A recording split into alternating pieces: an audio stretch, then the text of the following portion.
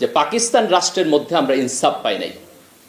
পাকিস্তানের মুসলমানদের মধ্যে সম্ভ্রান্ত এবং গরিব এই দুই মুসলমানের পার্থক্য হলো। আপনারা এখনো বিভিন্ন বই যদি পড়েন আগে দেখবেন যে লেখকের নামের পরিচিতিতে লেখা যে অত্যন্ত সম্ভ্রান্ত মুসলিম পরিবারে ওনার জন্ম হয়েছে। তো অসম্ভ্রান্ত কে ভাই? সম্ভ্রান্তের সংজ্ঞা কি? অসম্ভ্রান্ত কে? পশ্চিম পাকিস্তান যারা শাসন করছে তারা মনে করত যে পূর্ব পাকিস্তান থেকে যারা মুসলিম লীগের রাজনীতি করত তারাও এই দেশের সংখ্যাগরিষ্ঠ মুসলমানদেরকে রিপ্রেজেন্ট করে নাই। আমাদের ধর্ম এক, কিন্তু অর্থনৈতিক ক্লাসের পার্থক্যের কারণে আমরা সেখানে ইনসাফ পাই নাই।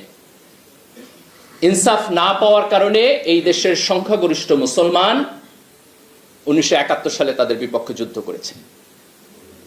1970 সালের যে নির্বাচন, আওয়ামী লীগের এজেন্ডার মধ্যে বাংলাদেশের স্বাধীনতা ছিল না। আওয়ামী লীগ স্বাধীনতা চাইছে না স্বায়ত্তশাসন চাইছে? 25শে মার্চে যখন এখানে সেনাবাহিনী ডিপ্লয় হয়েছে, শেখ মুজিবুর রহমান কি স্বাধীনতার ঘোষণা দিয়ে গেছেন? দেন নাই।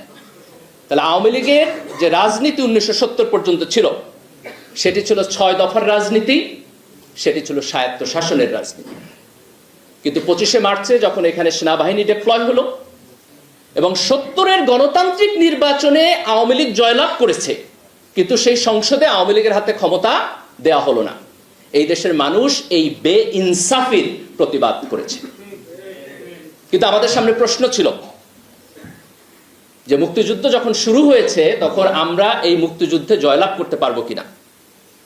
ভারতের সহায়তা নিয়ে যদি মুক্তিযুদ্ধে জয়লাভ করি তাহলে এই দেশ স্বাধীনভাবে টিকবে কিনা। এই কোশ্চেনের মেরিট আছে না নাই? এই দেশের উপর ভারতীয় আধিপত্যবাদ হয়েছে না হয় নাই?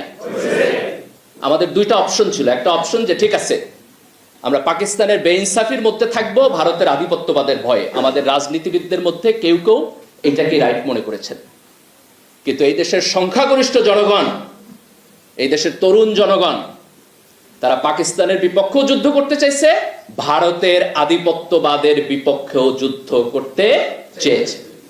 এই কারণে আমাদের সংগ্রাম 71-এ শেষ হয় নাই। আমাদের সংগ্রাম 24-এ এসে ভারত এবং পাকিস্তান উভয়ের আধিপত্যবাদের বিপক্ষে দাঁড়িয়ে আমরা সত্যিকারের বাংলাদেশী হয়ে উঠেছি। 71-এর মুক্তিযুদ্ধ ইসলামের বিপক্ষে হয় নাই। শামসুর রহমান তো সেকুলার কবি, উনিও তো লিখছেন যে স্বাধীনতা তুমি পিতার উদার জায়নামাজের কোমল জমিন।